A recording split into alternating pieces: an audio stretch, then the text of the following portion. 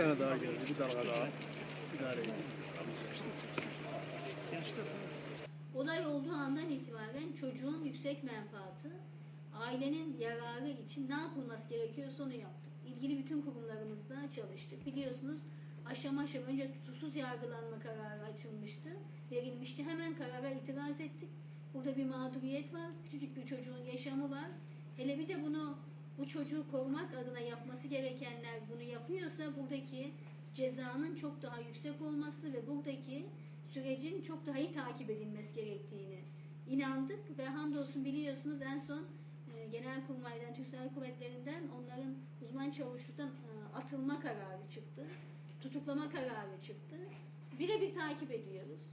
Birçok yaşanan sıkıntıya rağmen kardeşlik hukukunu güçlü tutmuş ve kendi medeniyetinin, kendi tarihinin gereği olarak bu süreçte en az zararla çıkabilmeyi başarmış bir şehir. Bu da burada yaşayan insanların kalitesini gösteriyor. Bu bakımdan da çok sevindirici. Her seferinde bir huzuru ve bir kardeşliği tercih ediyor. Şiddetten uzak durabilmeyi başarıyor. Bizim açımızdan da son 10 yılda bu yatırım imkanı koyma açısından da önemli bir duruştu. Millet arkamızda, Bingöllüler arkamızda durabildiği için biz bu kadar hizmeti yapabilmeyi başardık. Biz de bakanlık olarak biliyorsunuz yeniden yapılandık.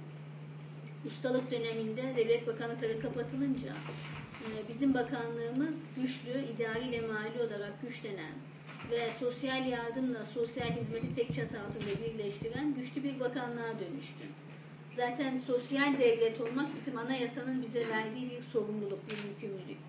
Ayrıca sosyal refah, sosyal adalet, sosyal barış dediğimiz şey de bu bizim alanımızdaki gruplara hizmetle direkt sağlanıyor. Biz o bakımdan da Kalkınma Bakanımızdan ve ekibinden Ankara boyutunda çok yüksek bir destek alıyoruz. Ön açıyorlar, yardımcı oluyorlar, yapmaya çalıştığımız insana dair, beşeri sermayeye dair yaptığımız her güzel çalışmada bakanlığımızla beraber bunu yapıyoruz. Bu da tabii balık baştan kokar. Bakanımızın oradaki duruşuyla bu kendini buluyor.